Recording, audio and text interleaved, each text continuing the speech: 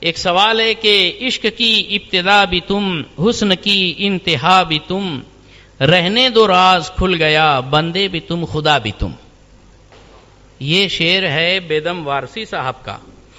یہ شعر پڑھنا پڑھانا، قوال پر پیسے لٹانا، دوبارہ گوانا، اس پر وجد کرنا، خوش ہونا کیسا؟ سوال سمجھ میں آیا؟ بیدم وارسی صاحب کی طرف یہ شعر کی نسبت کی گئی ہے۔ تو پہلی بات تو یہ کہ بیدم وارسی صاحب ہی کا یہ شعر ہے، یہ کنفرم ہے نہیں، اس لیے کہ بیدم وارسی صاحب کے اشعار بڑے اعلیٰ قسم کے ہوتے ہیں۔ بہت سارے دوسرے شاعروں نے اپنے اشعار ان کے اشعار میں گھسیڑ دیے ہیں۔ سرکار مفتی اعظم کی نعت پڑھتے ہیں، تو شمع رسالت ہے عالم تیرا پروانہ، اس میں جوڑ دیتے ہیں جی کہتا ہے بھیجو میں درشن کو تمہیں آ کے، وہ درشن کا بھی درشن ہو، نذرانے کا نذرانہ۔ یہ تو سرکار مفتی اعظم کا شعر نہیں ہے، دوسرے کے اشعار ڈال دیے اس میں۔ تو ایسے ہی کسی اور شاعر کے یہ اشعار گھسیڑے گئے ہیں اور بیدم وارسی صاحب کا کلام بول کر اس کو مشہور کیا گیا ہے، ایسا ہو سکتا ہے نا۔ تو بہرحال یہ کوئی کمپلسری نہیں کہ ان کا شعر ہو، اور اگر ان کا بھی شعر ہو تو وہ کوئی ہمارے لیے پیر پیغمبر نہیں ہے، ہم ان کا کلمہ نہیں پڑھتے۔ آئی بات؟ یہ شعر قابل گرفت ہے، کفریہ شعر ہے۔ ایسا پڑھنے والا، پڑھانے والا، اس پر خوش ہونے والا، اس پر نذرانہ دینے والا، اس کو ریپیٹ کرنے والا، اس پر ناچنے والا، یہ جتنے بھی ہوں گے، جنہوں نے بھی اس کو پسند کیا، وہ سب ایمان سے خارج ہو گئے۔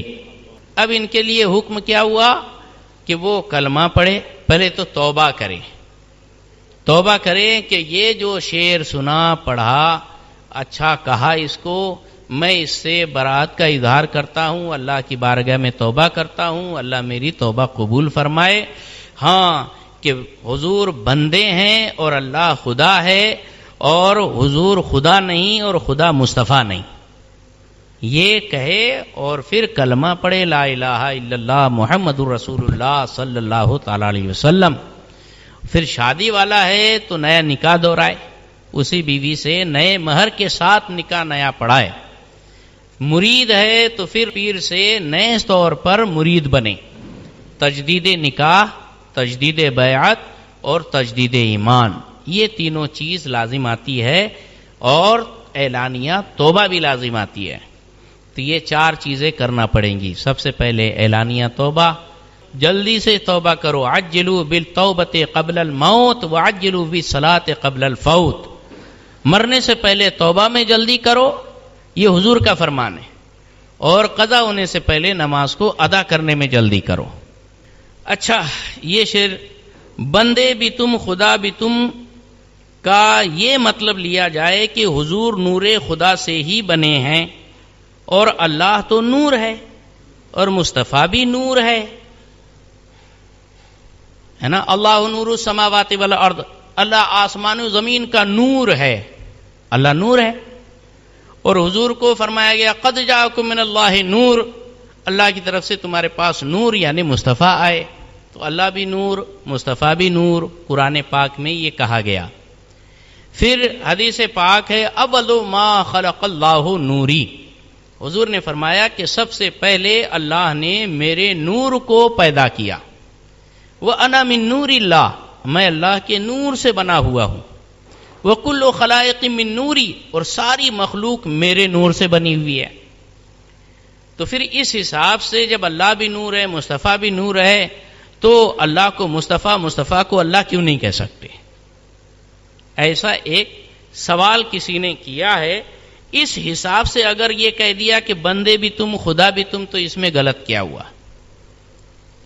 یہ شیطانی دھوکہ ہے۔ کیا ہے یہ؟ شیطانی دھوکہ ہے۔ اللہ نور، بے شک ہمارا اس پر ایمان ہے، اللہ کا کلام ہے، اللہ نور السماوات والارض، یہ قرآن کی آیت ہے۔ اور قد جاءکم من اللہ نور، تمہارے پاس اللہ کی طرف سے مصطفیٰ جان عالم نور تشریف لائے، تو حضور کو بھی اللہ نے نور فرمایا، اس میں بھی کوئی شک نہیں۔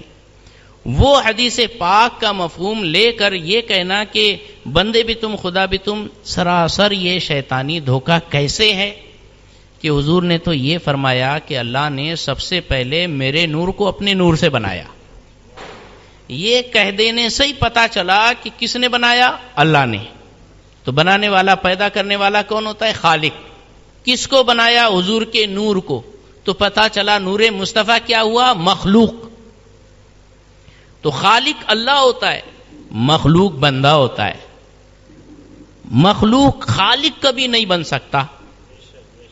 خالق تو پیدا کرنے والوں کو کہتے ہیں، جو خود مخلوق ہے وہ بھلا کیسے خالق کہلائے گا؟ ہے نا. مخلوق مخلوق ہے، خالق خالق ہے. خالق مخلوق نہیں ہو سکتا، مخلوق خالق نہیں بن سکتا. کمپلسری بات، کوئی مشکل پریشانی؟ ہاں. لہذا حضور نے جو فرما دیا اولو ما خلق اللہ نوری، اللہ نے سب سے پہلے میرے نور کو پیدا کیا. یہ پیدا کیا ورڈ بتا رہا ہے کہ اللہ خالق، میں مخلوق. لہذا بندے بھی تم، خدا بھی تم کہنا یہ درست نہیں ہوگا. وہاں تو مخلوق ہی کو خالق اور خالق ہی کو مخلوق کہنا ہوا. یہ گتھم گتھا غلط ملت گڑ مڑ کر دینا ہوا، جو کہ سراسر ایمان اور اسلام کے خلاف ہے نا. آج دور اتنا ڈینجر ہے کہ لوگوں کا ایمان ہر پل داؤ پر لگا ہوا ہے. ہاں، فلمی گانے ایسے آ گئے ہیں کہ ایک ایک گانے میں کیسے کیسے کفریہ کلمات. اگر بندہ وہاں سے بچ گیا، گانا نہیں سنا، تو پھر عشق و مستی کے نام پر، تصوف کے نام پر، عارفانہ کلام کے نام پر، صوفیانہ کلام کے نام پر لٹیا ڈوب رہی ہے ایمان کی. یہاں سے بچ گیا تو پھر کبھی سود کو حلال جان رہا ہے کہ ارے ہم جو ہے کسی کو ادھار دے رہے ہیں اور 5% لے رہے ہیں تو یہ تو اس پر احسان کر رہے کہ مصیبت کے وقت ہم کام آئے. یہ بھلا سود کیسے ہو سکتا ہے؟ یہ تو غریب کی ہم نے مدد کی. یہ گناہ کر کے اس پر فخر کرنا اور اس کو جائز بنانے کی صورت پیدا کرنا، یہ بھی کفر ہے. ہاں، یعنی دیکھو کہ کیسے ایمان داؤ پر لگا ہوا ہے. یا اللہ، اے ہولی دیوالی پر ہیپی دیوالی کہہ دیے، گیا ایمان. کیا ہے یہ؟ اللہ کے رسول صلی اللہ علیہ وسلم کا فرمان علی شان حدیث پاک ہے مسلم شریف کی. عن ابی ہریرہ ان رسول اللہ صلی اللہ علیہ وسلم قال بادروا بالاعمال فتنا، نیک عمل کرنے میں جلدی کرو فتنوں کا دور شروع ہونے سے پہلے. ہاں، فتنے میں مبتلا ہونے سے پہلے نیکیاں کر لو. قطع اللیل المظلم، کہ یہ فتنے اندھیری رات کے گھور گھنگور اندھیرے کی طرح چھا جاتے ہیں. یصبح الرجل مومنا، کہ ایک انسان صبح کے وقت ایمان والا ہوتا ہے، شام تک وہ کافر بن جاتا ہے. ہاں، جانے انجانے میں کوئی ایسا عمل ہو جاتا ہے کہ ایمان کی لٹیا ڈوب جاتی ہے. او یمسی مومنا ویصبح کافرا، شام کو رہتا ہے مومن لیکن صبح کافر بن جاتا ہے. ایمان کی تو کوئی قیمت ہی نہیں رہی. ہاں، یبیع دینہ بعرض من الدنیا، کہ انسان اپنے دین کو تھوڑی سی دنیا کے واسطے بیچ دیتا ہے، ایمان کے سودے کر لیتا ہے. میرا پیر ناراض نہ ہو جائے، ہاں لوگ مجھ سے ناراض نہ ہو جائے، لوگ کیا کہیں گے، اتنا وجد اور ایسی شان والی بات چل رہی ہے اور اتنا رنگ چڑھا ہوا ہے محفل میں، یہاں سے اٹھ کے کیسے بھاگوں، غلط کام ہو رہا ہے. وہیں بیٹھا رہے گا اور زبردستی اپنے ایمان کو آگ میں جھونک دے گا. اللہ اکبر. یعنی ایمان کی قیمت ہی ختم ہو گئی لوگوں کے نزدیک. اللہ کے رسول نے پہلے بتا دیا.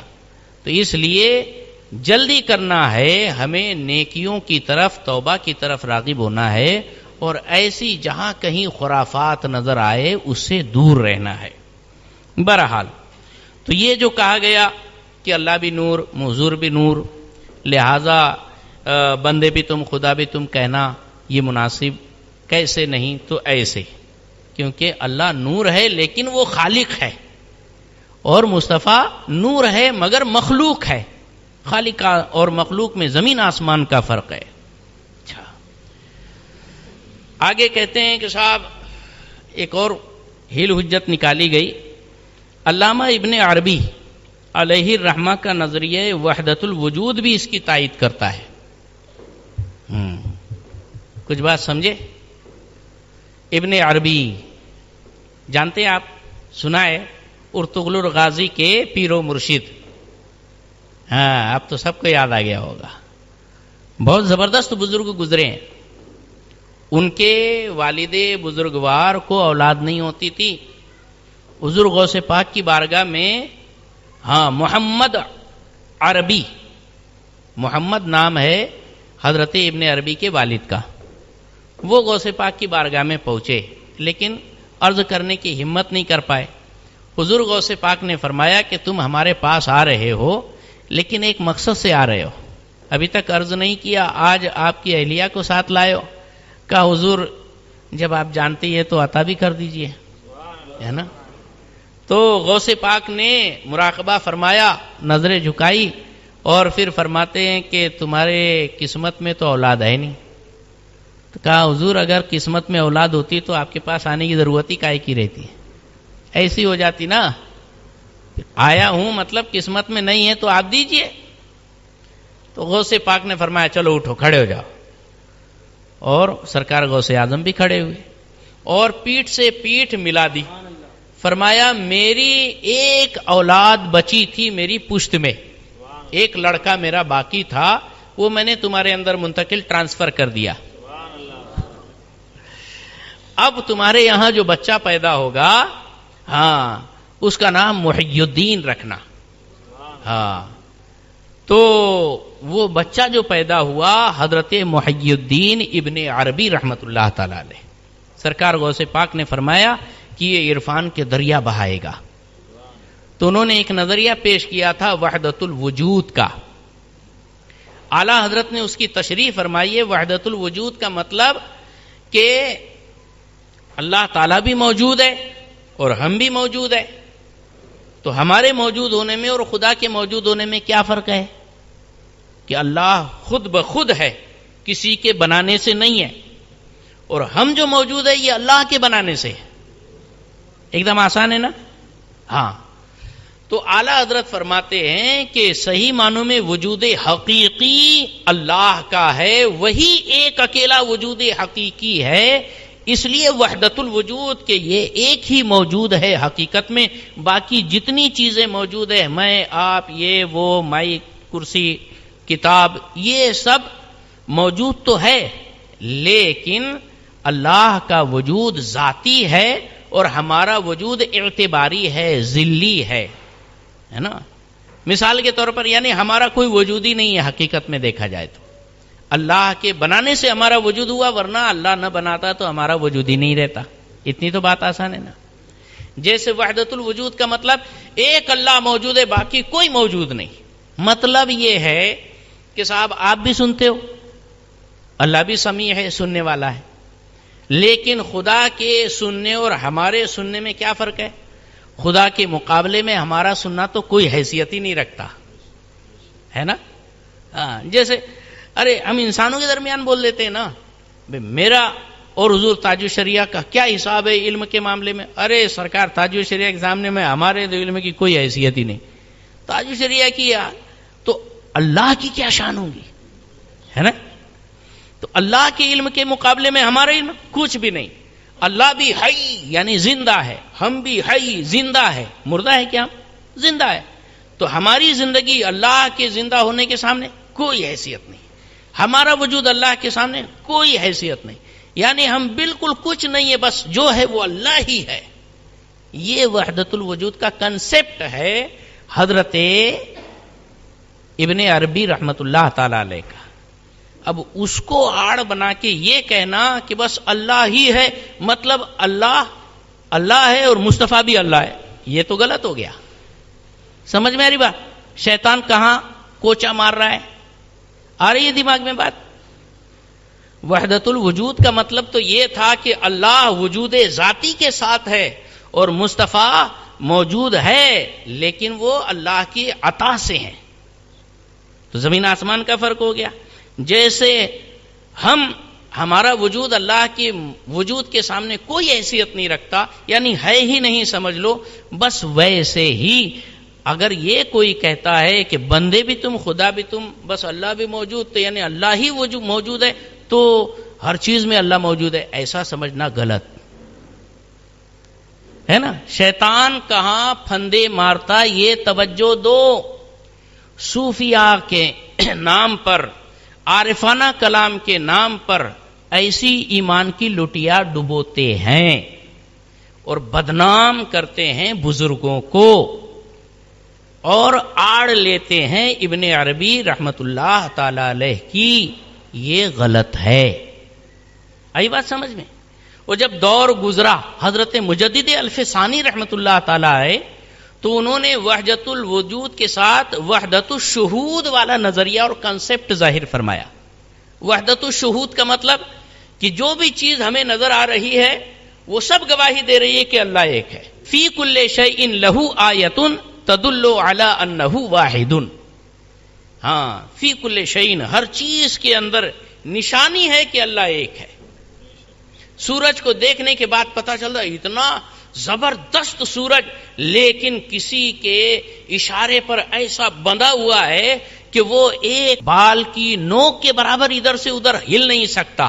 الشمس تجری لمستقر لها ذلک تقدیر العزیز العلیم. اس کو یہ راستے پر ڈالنے والا اور اس پر چلانے والا جو ہوگا وہ کتنے شکتی شالی ہوگا، وہ اللہ کے علاوہ کوئی نہیں. سورج بتا رہا ہے اللہ ایک ہے، چاند بتا رہا ہے اللہ ایک ہے، یہ لائٹ بتا رہا ہے اللہ ایک ہے، یہ وجود بتا رہا ہے اللہ ایک ہے، یہ ہمارا سانس لینا بتا رہا ہے اللہ ایک ہے، یہ ہمارا کھانا پینا، یہ بولنا چالنا، یہ آنکھوں سے دیکھنا، یہ کانوں سے سننا اور ہاتھوں سے چھونا اور زبان سے چکھنا، یہ بتا رہا ہے اللہ ایک ہے. ہر ایک چیز دلالت کر رہی ہے وہ اللہ ایک ہے، اللہ ایک ہے. فی کل شیء لہ آیۃ تدل علی انہ واحد. یہ پتہ چل رہا ہے وحدت الشہود والا. ساری چیزوں سے ایک ہی گواہی مل رہی کہ اللہ ایک، اللہ ایک، اللہ ایک. یہ کون؟ مجدد الفسانی والا قاعدہ.